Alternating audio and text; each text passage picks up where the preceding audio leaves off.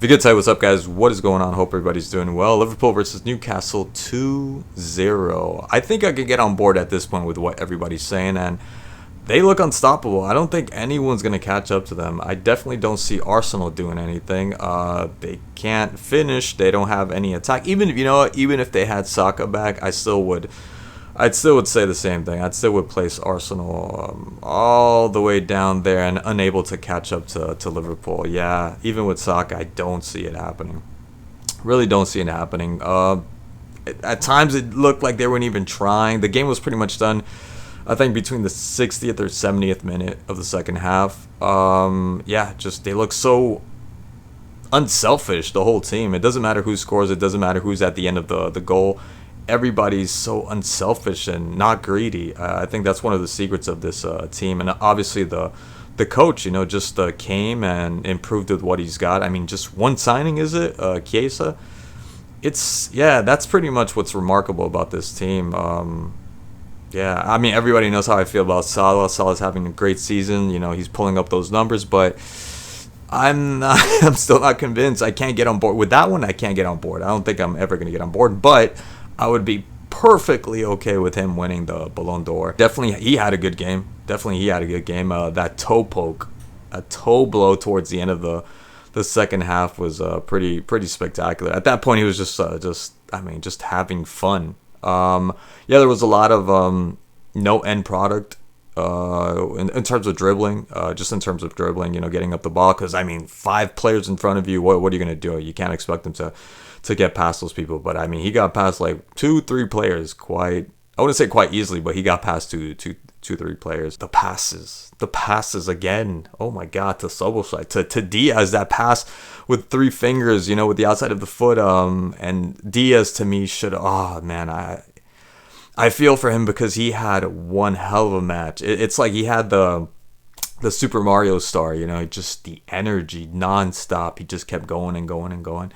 And unfortunately, he couldn't get that, at the end of that ball. Really good pass. And again, Salah he was great. He also just needed his goal. I thought he did well. But I also thought that Lewis Hall did a really good job. Besides which I do think now that it was a penalty. At first, I thought it was like dubious and a 50-50, but I thought he did pretty good in stopping Salah. Salah got past him maybe a couple times, but I thought he did pretty good. And then I think it's Wilcox that ended up helping him out as well, especially in that first half. So, good job from Lewis Hall. And I think for Newcastle needed Isak. They really missed Isak. I know this guy Wilson. I remember Wilson from the first season when I started watching, maybe like 2 seasons ago.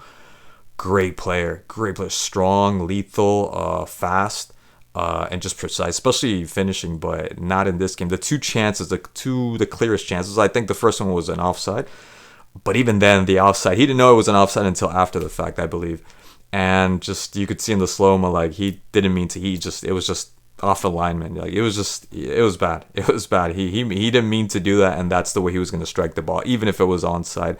And the second one that Konate was caught, in my opinion, he was caught sleeping, ends up getting past him. And I think at this point in time right now, with the form that Isak's in, I think he would have scored, and you need to score those. But again, he hasn't been playing. Wilson hasn't been playing that many games, so I don't really blame him, But that needed to be a goal. And then Gordon, I didn't see much of Gordon. He kind of felt like a Cole Palmer, where he wasn't participating as much, wasn't as much involved.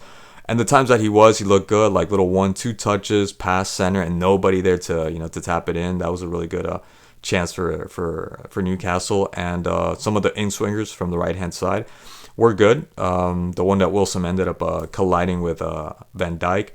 But besides that, just carrying the ball and just couldn't get the ball couldn't get to him a lot of times. And I was noticing he was asking for the ball. He kept asking. You just saw him mostly the whole match with his arms raised, just pleading and asking for the ball, trying to search for the ball. But it just wasn't his night.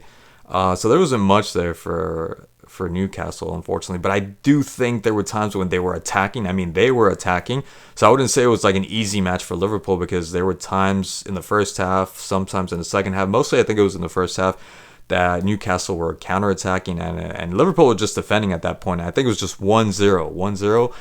and they could have caused some damage. They definitely could have came back had they had, I know they're missing Joe Ellington, Isak, like I said, and definitely I don't know if they would have beaten. I don't think they're at that point. I mean, given the way the game was set up, I don't think they were at that point that they could have beaten Liverpool, but they definitely could have scored a goal, and they definitely could have made Liverpool worry. And Diaz, I got to talk about Diaz because everyone's talking about Szoboszlai being probably man of the match or one of the best players. McAllister, obviously, because both these guys scored, and of course Salah, because he was just everywhere. Every dangerous attack, I think Salah was involved in some way, shape, or form. But Diaz, my God, like I said, like the analogy with the Super Mario star, he was just energy nonstop. Like I don't know, Monster, you gotta like call this guy Red Bull because he was unstoppable today. Just like from the floor falling down, defending in that second half. What a slide tackle! What an effort to be made towards the end of the game when you think just like the game was already more or less settled, and he just kept going and going and nonstop, just nonstop. And just when you thought he was on the ground, he would get back up and just make these these crazy runs. And he too was also a part of almost every attack that Liverpool had. What a game from him. What a game. And that's what I said. Like I always tell my brother, like, when Gakpo's not playing and he's on the wing, on that left wing, he is so good. He's just as effective, I think, as Gakpo, even though Gakpo has the goals.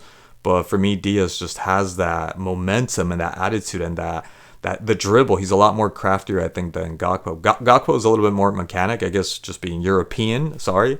But and so effective. I mean, like what does he have? Like 5-6 goals, I think, at this point, Gakpo.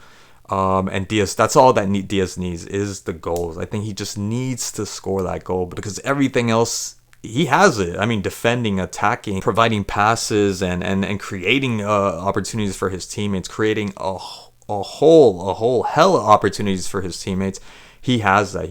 And to me, he should have scored. He just needs that last touch, which is scoring. That's it. So overall, a really good game from Liverpool. I thought Liverpool could have probably scored a little bit more. Yeah, there were some chances for Newcastle, but they were missing the attack. And this was pretty much a Liverpool game. The penalty, I do think the Hall penalty should have been given to Salah right from the beginning. Like towards the end when he dives and he ends up like kind of hitting his shin, I think, or his knee. That was grounds for a penalty right there, just putting him off balance and just tripping him up. And he's diving towards his run that he's making. So, yeah, that should have been given a penalty. Anyways, guys, that's all I got for today. Thank you so much for watching, and I'll catch you in the next one.